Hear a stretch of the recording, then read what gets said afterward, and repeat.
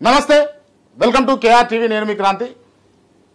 ప్రేక్షకుల కోరిక మేరకు చాలామంది అడుగుతున్నటువంటి విషయం గురించి ఇవాళ చర్చించడానికి మనతోటి పాస్టర్ విజయ్ ప్రసాద్ రెడ్డి గారు ఉన్నారు. ముందుగా వెల్కమ్ చేద్దాం. నమస్తే అండి. నమస్తే. బాగున్నారా? చాలా చాలా బాగున్నారు. రైట్. నాకు తెలిసి మీకు సెక్యులర్ భావాలు ఉంటాయని చెప్పేసి నేను అనుకుంటున్నా. చాలా ఎక్కువ ఉన్నాయి కదా? రైట్. నేను చాలా పెద్ద సెక్యులర్ని. పెద్ద సెక్యులర్. Okay, right. అందరూ బాగుండాలని కోరుకుంటా, అన్ని మతాల వాళ్ళు. రైట్. దేశం బాగుండాలి, అన్ని మతాల వాళ్ళు బాగుండాలి. Right. Praise the lord. Praise the lord. Praise the lord. ఒక మాట ప్రైజ్ ది లార్డ్ మీరు ఏ ఉద్దేశంతో చెప్తున్నారు? మీరు యేసుప్రభువుని నమ్ముతున్నారా? ఎవరు? మీరు యేసుప్రభువుని నమ్ముతున్నారా? అంటే నమ్మితేనే చెప్పాలా? నమ్మితే కదా చెప్తారు. యాక్చువల్లీ ఇంతకు ముందుకు నేను సెక్యులర్ అని చెప్పేసి అన్నాను కదా. అవును. సెక్యులర్ అంటే మీనింగ్ ఏంది? మీరు సెక్యులరా? సెక్యులర్ అంటే మీనింగ్ ఏంటంటే, అంటే సెక్యులర్ అంటే అందరూ బాగుండాలని కోరుకునే వ్యక్తి. అందరు బాగుండాలన్నా అందరిని గౌరవించే వ్యక్తి. గౌరవించాలి, అందరినీ గౌరవించాలి. సరే. Praise the lord. అదే మీరు ప్రైజ్ ది లార్డ్ ఏ ఉద్దేశంతో చెప్తున్నారు? నన్ను అడుగుతున్నాను. గౌరవంతో చెప్తున్నారు. నేను గౌరవంతో, నా మీద ఉన్న గౌరవంతో. అవును. Okay, praise the lord. నాకున్న గౌరవంతో నేను జై శ్రీరామ్ అంటున్నా. మీరు తిరిగి జై శ్రీరామ్ మీకోసం తప్పదు కదా. జై శ్రీరామ్. రైట్. మీ మీద నాకు ప్రేమ ఉంది, మీ మీద నాకు గౌరవం ఉంది. Praise the lord. మీరు నన్ను ప్రైజ్ ది లార్డ్, జై శ్రీరామ్. ప్రైజ్ ది లార్డ్, జై శ్రీరామ్. జై శ్రీరామ్. జై శ్రీరామ్. జై శ్రీరామ్. జై శ్రీరామ్. జై శ్రీరామ్. రైట్. ఇవాళ అంటే నేనైతే సాటిస్ఫై అయినా. అంటే ఎందుకంటే నన్ను ప్రేమించి మీరు హిందువులైనా కూడా ప్రైజ్ ది లార్డ్ అన్నప్పుడు, నేను మిమ్మల్ని ప్రేమించి నేను క్రైస్తవునైనా కూడా మీరు జై శ్రీరామ్ అంటలో తప్పలేదు కదా. రైట్. మీరు నా కోసం తగ్గినప్పుడు నేను మీకోసం తగ్గాలి కదా. రైట్. Okay, thank you. నేను మీరు చెప్పారనుకున్నా, చెప్పిర్రు. అలా ఏముండదు. నేను సాటిస్ఫైడ్ గా నేను మీకోసం, మీరు నా కోసం. అంటే నేను ఖచ్చితంగా ఇంటర్వ్యూలో చాలా ప్రశ్నలు అడగాలని ఉండే, కాకపోతే కొన్ని కుదించుకొని అడుగుతా. అంటే ఈ అంశం చెప్పకపోతే ఖచ్చితంగా కొంచెం బాధపడేటోని. మీరు నన్ను హర్ట్ చేయలేదు. నేను హర్ట్ చేయను అలాగే ఎవరిని. ఎందుకంటే ఇప్పుడు రాముని నేను నమ్మట్లా, నేను యేసుప్రభునే నమ్ముతున్నా. మీరు ప్రభువుని నమ్మట్లా, మీరు రాముడినే నమ్ముతున్నారు. కానీ మన ఇద్దరి మధ్య ఒక మంచి ప్రేమపూర్వక వాతావరణం కొనసాగాలంటే మీరు చెప్పింది నేను వినాలన్నా, నేను చెప్పింది మీరు వినాలన్నా గౌరవించుకోవాలి. మీరు ఆ మాట అన్నారు. సో కాబట్టి మీరు నా కోసం ప్రైజ్ ది లార్డ్ చెప్పి నా ప్రభువును గౌరవించినప్పుడు, నేను మీకోసం జై శ్రీరామ్ అని చెప్పి మీ శ్రీరాముని గౌరవించడం వల్ల నాకు వచ్చిన నష్టం ఏమీ లేదు కదా. ఇంకా మిమ్మల్ని గెలుచుకోగలుగుతాను కదా. నేను మంచి పద్ధతే కదా అది. రైట్. దాన్ని నేను యాక్సెప్ట్ చేస్తాను. స్టార్ట్ చేద్దామా? హ్యాపీగా. రైట్. మిమ్మల్ని ఇంటర్వ్యూ చేయడానికి చాలా ప్రశ్నలు ఉన్నాయి. చాలా మందికి చాలా ప్రశ్నలు ఉన్నాయి. అదో కారణము. అండ్ ముఖ్యంగా మా ప్రేక్షకులు, కేఆర్ టీవీ ప్రేక్షకులు ఖచ్చితంగా విజయప్రసాద్ రెడ్డి గారిని ఇంటర్వ్యూ చేయాలి అని అన్నారు కాబట్టి ఇంటర్వ్యూ చేస్తామన్నా. ఇప్పుడు బయట వాళ్ళ ప్రశ్నలు అడుగుతారా, మీ ప్రశ్నలు అడుగుతారా? అన్ని కలిపి అడుగుతా అన్న. అన్ని కలిపి అడుగుతా. బయట వాళ్ళు అడిగితేనే చెప్తారా, మేము అడిగితే చెప్పారా? ఎవరు అడిగినా చెప్తా. మేము అడిగితే చెప్తారా? బయట వాళ్ళ ప్రశ్నలు ఉన్నాయన్నారు కదా, అందుకని. బయట వాళ్ళు కాదు, అంటే మీ మాటలు వినేవాళ్ళు. ఓకే, మాటలు వినేవాళ్ళు ఏం అడిగినా చెప్తా. అన్నిటికి సమాధానం ఏదైనా మీ ఇష్టం. Okay, right.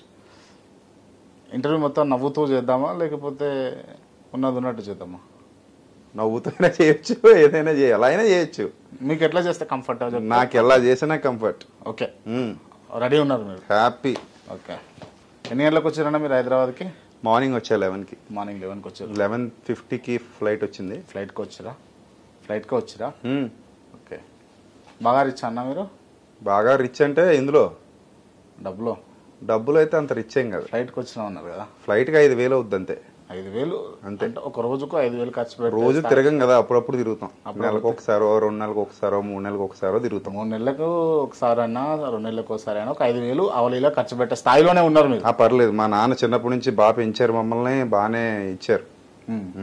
మీ నాన్నగారు ఇచ్చిన డబ్బులైనా, లేకపోతే మీరు ఏమైనా సంపాదించిందో? నేను కూడా సంపాదిస్తా. ఎట్లా? మీటింగ్స్కి అది వెళ్తుంటాను కదా. ఎంత ఇస్తారు మీటింగ్స్లో? అది వాళ్ళ ఇష్టం, మేము డిమాండ్ చేయం. అంటే డిమాండ్ అంటే ఏముందంటే ఒక పద్ధతి ఉంటుంది కదా దేనికైనా, ఆ పద్ధతి ప్రకారం ఫాలో అయిపోతాం అంతే. అంటే ఏదైనా వాళ్ళ పరిస్థితిని చూసి. మామూలుగా బిజినెస్ కాదు కదా ఇది, మనం చేసేది బిజినెస్. పరిస్థితిని చూసి అంటే బిజినెస్ అన్నట్టే అనిపిస్తుంది నాకు. మీకు అనిపిస్తే నేనేం చేసేది బిజినెస్ కాదు. అంటే మన పాయింట్ ఆఫ్ వ్యూ ఎలా ఉంటుందంటే, ఒక వ్యక్తి ఏ ఉద్దేశంతో చేస్తున్నాడు, ఆ వ్యక్తి యొక్క ఉద్దేశం ఏంటి, అతని పరిస్థితులు ఏంటి, అతని స్థాయి ఏంటి మనకు అర్థమవుతుంది కదా. సో దాన్ని బట్టి మూమెంట్ ఉంటుంది అంతే. మామూలుగా ఎంత ఛార్జ్ చేస్తారు మీరు దేనికి మీటింగ్ మీటింగ్? నేను ఛార్జ్ ఏం చేయను అసలు. ఒక్కొక్కసారి అయితే అసలు ₹1 కూడా తీసుకోకుండా ఫ్రీగా వెళ్ళొచ్చిన సందర్భాలు ఇన్ని ఉన్నాయి. అంటే మీకు ఈ మీటింగ్స్ కండక్ట్ చేయడం కాకుండా, మీటింగ్స్ కి అటెండ్ కావడం కాకుండా ఇంకేమైనా పర్సనల్ బిజినెస్లు ఉన్నాయా మీకు? పర్సనల్ బిజినెస్ అంటే మా నాన్నగారు సంపాదించింది ఉంది అంతవరకు. నేను ఆస్తులు అడుగుతాను, నేను బిజినెస్లు ఏమైనా ఉన్నాయా? బిజినెస్ లేని లేవు, చేయట్లేదు. చేసేవాడిని ఫైనాన్సియర్ యాక్చువల్లీ, ఫైనాన్స్ బిజినెస్ చేసేవాడిని. ఇంకా మినిస్ట్రీలోకి వచ్చిన తర్వాత పూర్తిగా మానేసి ఇంకా ఇలానే ఉండిపోయా. మరి ఎట్లా అంటే ఓన్లీ మీటింగ్స్ కండక్ట్ చేస్తే కొందరు ఇస్తారు, కొందరు ఇవ్వరు, కొందరు ఇచ్చినంతనే తీసుకోవాల్సి వస్తుంది మీరు అంటారు. నాకు సరిపోద్ది, నాకు ఇబ్బంది ఏమి లేదు. 2 నెలలకైనా 3 నెలలకైనా ఒకసారి ఫ్లైట్ లో జర్నీ చేయాలంటే ఎక్కువ కావాలి కదా. ఎక్కువే ఉంది, 5,000 అంటున్నాను కదా. 3,500 నుంచి పడుతుంది టికెట్. రాను పోని 7,000 అవుతుంది ముందుగా టికెట్ బుక్ చేసుకుంటే, అంతే అయిపోతుంది. పెద్ద ప్రాబ్లం ఏం కాదు అది. మీరు ఒక్కరే వస్తారా? మీరు ఒక్కరే పోతారా? పోతా. ఫ్యామిలీతో వస్తారా? అప్పుడప్పుడు ఎప్పుడైనా రేర్ ఫ్యామిలీతో రెగ్యులర్ రాను, వాళ్ళకైనా పని ఉంటే. Right right okay. సరే అన్న, ఇంటర్వ్యూ స్టార్ట్ చేద్దాం ఇప్పుడు. సూపర్. విజయ్ ప్రసాద్ రెడ్డి మంచోడా చెడ్డోడా? నా వరకు నేను మంచోడే, మీ వరకు నేను చెడ్డోడిని అయితే నేనేం చేసేది, నేను మార్చలేను కదా దాన్ని. మంచిగా నటిస్తున్న చెడ్డోడు అని నేను అంటా, మీరేమంటారు? నేను అసలు ఒప్పుకోను అలాగే. నేను ఆ వరకు నేను మంచోడు అని చెప్పేశాను కదా, అంతే. నేను అంటున్నా మంచిగా నటించే చెడ్డోడు అని అంటున్నా. 100 మంది 100 అంటారు భయ్యా, అవన్నీ నేను తీసుకోను అసలు. నేను అంటున్నా భయ్యా మీరు చెడ్డోళ్ళు, మీ ఇష్టం అది. That is your perception. మీరు మంచోళ్ళే. నేను చెడ్డోడిని అంటే ఏ రకంగా చెడ్డోడిని చెప్పాలి మీరు. ఓకే, ఇప్పుడు వాటర్ బాగాలేదు, మురిగ్గా ఉంది, ప్రూవ్ చేయాలి.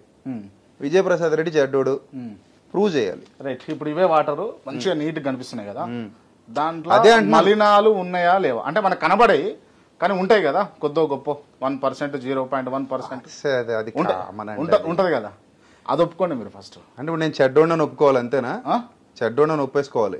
నిజం ఒప్పుకోండి అంటున్నాను. నేను చెడ్డోడిని కాదయ్యా, నేను ఎవరికి ఏ చెడ్డ చేయలే, నేను ఎవరికి అన్యాయం చేయలే, నేను ఎవరిని చీట్ చేయలే. సరే గొప్పోళ్ళ మీరు?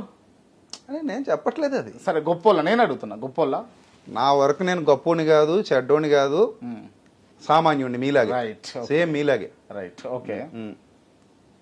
మీ క్రిస్టియానిటీలో ఉన్నటువంటి కొంతమంది పాస్టర్లను అమ్మతేజ కాంచెల్లి కొంతమంది పేరు మోసిన పాస్టర్ల దాకా తిడుతూ వస్తుంటారు.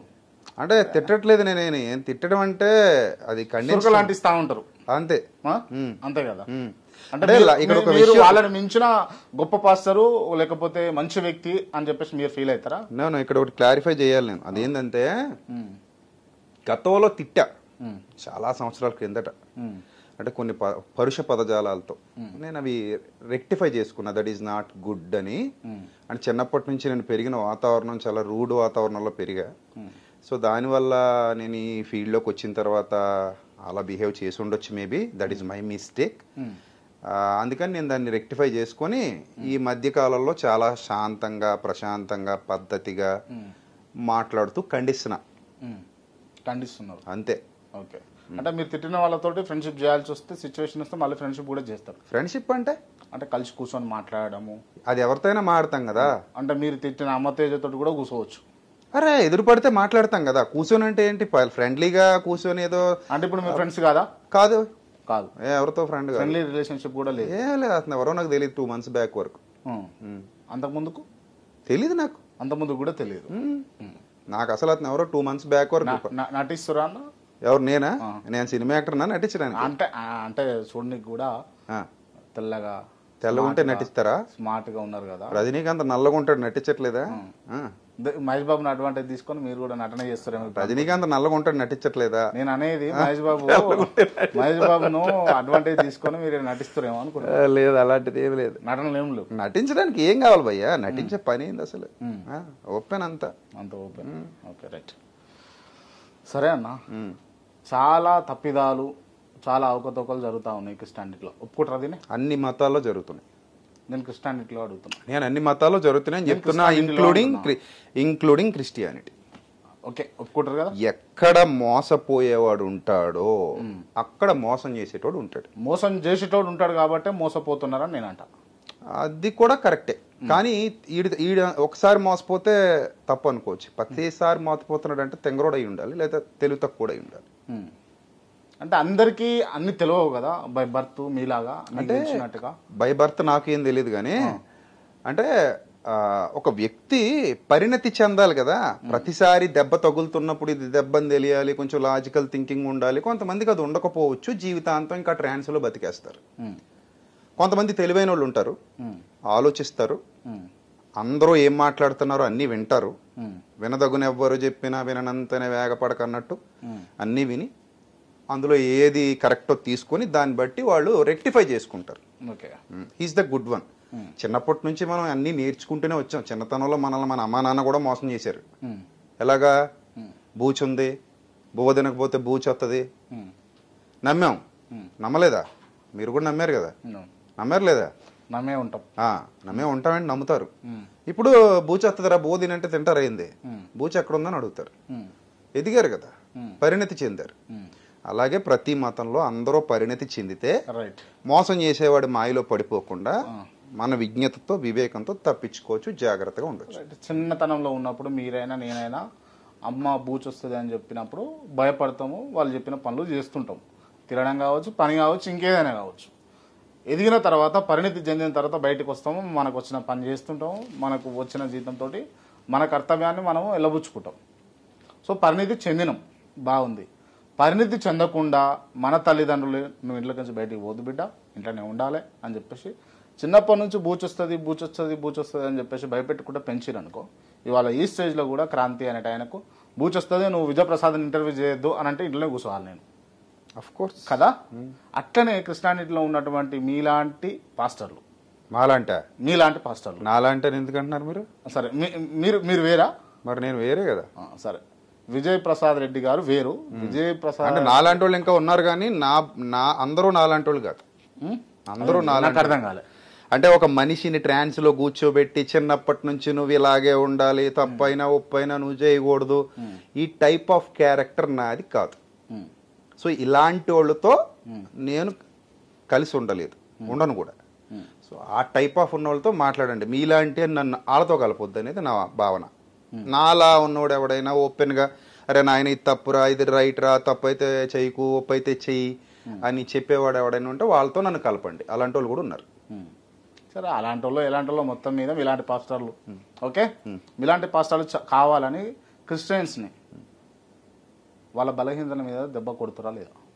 బొచ్చుడి మంది ఉన్నారని చెప్పాను కదా ఇందాకే, కొడుతున్నారు.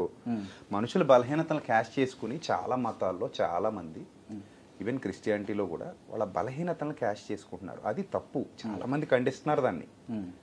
ఇప్పుడు దేవుడు ఏదో మా దగ్గరే ఉన్నాడు, మా పక్కనే కూర్చున్నాడు, టచ్ అంటాం, లేకపోతే దేవుడిని మీ మీదకి పంపిస్తాం, అంత మేం చెప్తే ఎలా పడితే అలా ఆడతాడు ఆయన అని చెప్పేటోళ్ళు అన్ని మతాల్లో ఉన్నారు. ఇప్పుడు ఇక్కడ ఎలాగైతే జిమ్మిక్కులు ట్రిమ్మిక్కులు చేస్తున్నారో హిందూ మతంలో కూడా ఈ లింగాలు తీసేటోళ్ళు, బూడిద తీసి మోసం చేసేవాళ్ళు TV9 లో కూడా మీ విలేకరులు చాలా సార్లు బయట పెట్టారు కదా. కామన్ అది. అదే చెప్తున్నాను. వాళ్ళని ప్రోత్సహిస్తారా వాళ్ళను? ఇది ఎక్కడ కూడా రా, ఇది అంతా వినేసిన తర్వాత ఇలా అడుగుతారేంటి బాబు మీరు? నేను ప్రోత్సహిస్తే నేను ఎందుకుంటాను ఇలాగా? నా వీడియోలన్నీ మీరు చూస్తారు కదా, చూస్తారు. మరి ఇంకేంది?